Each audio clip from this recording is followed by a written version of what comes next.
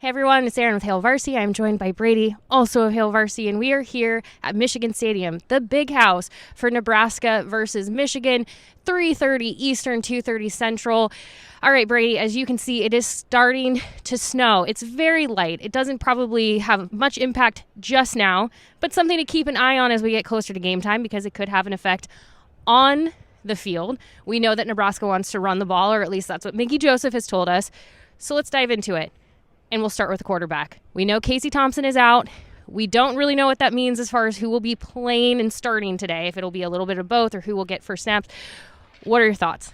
Well, I thought Mickey Joseph was pretty candid. He says, when we asked him who's going to be starting, he said, you'll find out 2:30 Central Time on Saturday. So we're going to find out. But they did say that they were going to take a week's worth of evaluation from practice. They said both players, Chuba and Logan, practiced well this week. But obviously, games factor into it as well. They said that they're going to weigh heavily. Obviously, Logan performed a little bit more consistently than Chuba did last week. So they're putting that into it.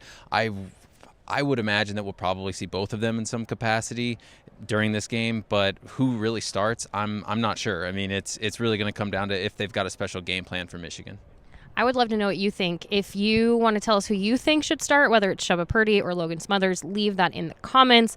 It's been an interesting conversation to watch this week, especially here on our YouTube channel. So again, would love to hear more from you. Let's switch to the defensive side of things. Nebraska's without Miles Farmer today. What can we expect there in his place? Well, they were pretty open about how well Miles had come along as a more consistent tackler, and it leaves a little bit of a hole, but they feel good about Phelan Sanford. He obviously saw more game time against Purdue earlier, and he's filled in similar to like the way Ernest Hausman has. Just kind of like stepped into that role, relies on the older guys to kind of lead him, but has played well. They also feel good about Deshaun Singleton coming in there, getting more time. Mickey said, yep, he's a guy that they feel good about playing. Might be a little rough at first because this is kind of an intimidating environment and it's tough to step into, but they feel good about him in the long run.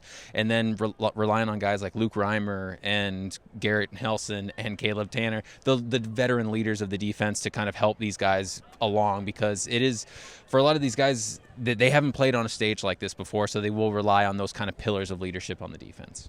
Nebraska's a very big underdog in this. I think the last I looked, it was about 30.5 point underdog. It might have shifted a little bit since I looked at that last. It was all over the place. Just even up until, like I said, when I looked last night. What do we need to know about Michigan? They're tough, and they probably deserve of the number 3 spot in the country. I mean, they're strong. Obviously, Blake Corum is one of, if not the Heisman frontrunner right now. He's put on a great show over the last 8 games. Consistent, tough runner. He's got a veteran line that's consistent as well, and they're not really banged up at all. They've been there for the vast majority of the games. J.J. McCarthy is a quarterback who they don't really ask him a lot of him, but he also doesn't give the ball away, which is about pretty much ideal for a quarterback. And then on the flip side, on the defense, also strong veteran leadership, strong front seven, and their cornerbacks are just able to make plays. You saw they struggled against Rutgers last week, but, I mean, 2 interceptions from one of their linebackers just sparked that second half route. And if you give them an opening, they will take advantage of it and make you pay. So Nebraska's going to have to keep it down on the mistakes and especially on turnovers. And even in the time that we've been standing here, it has started to actually snow a bit harder. If you want to keep up with that, be sure to go check out Rusty Dawkins' forecast here on YouTube, as well as go follow us on Twitter, because he will be providing updates there before and throughout the game, especially when this could have an impact on the game itself. You can see it in my hair at this point. So we are going to head back inside. The team will be arriving shortly. Again, we will likely not have any kind of clear answer as to who is starting until the first snap. With that said, well, I'm talking at quarterback, but with that said, obviously when they go through pregame warm-ups, we might have an idea based on who is warming up with the first string center versus second string center and so forth. So be sure to follow Hail Varsity on Twitter, and also go bookmark hailvarsity.com, because we will have full updates as the team arrives and more information is known.